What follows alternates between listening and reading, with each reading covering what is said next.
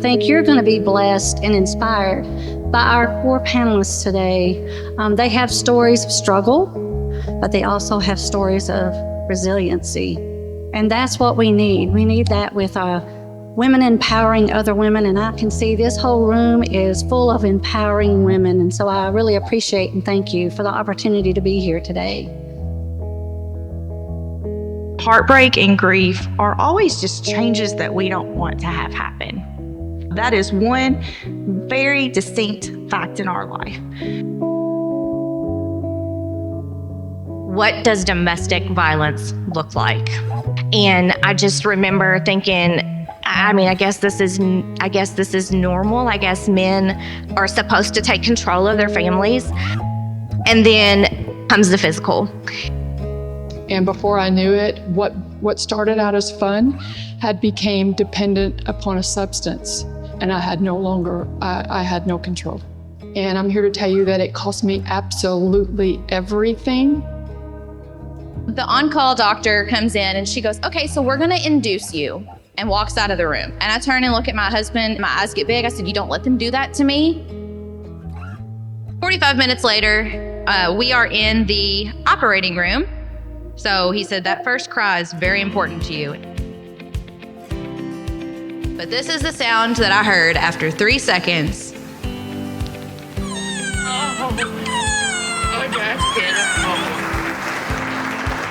I just want you to know that what I thought was one of the worst things that ever happened to me in my life, and it was, my incarceration was, but God.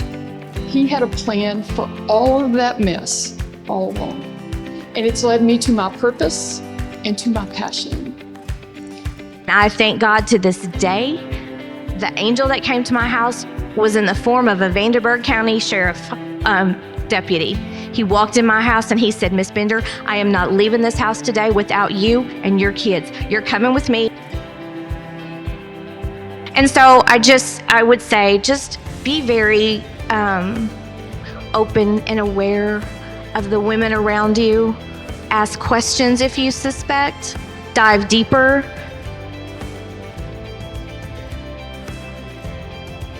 And so I think the point of my story, as I share this with you all, is give yourself a little grace and give the people that you're with and give the people that's in your village grace. If you see them struggling, be that village that is going to support that. Sometimes all they need is someone to say, hey, I'm right here. Hey, I will help you. Call me anytime. They just need someone to lean on. You can continue to live small. You can continue to live in your sorrow. You can continue to live in your shame. You can live in anger and bitterness, but that ain't gonna get you nowhere. You can continue to say yes to guilt. You can live in defeat. You can live in regrets. But I'm gonna give you another alternative. You can respect the plan that God has for each and every last one of you ladies.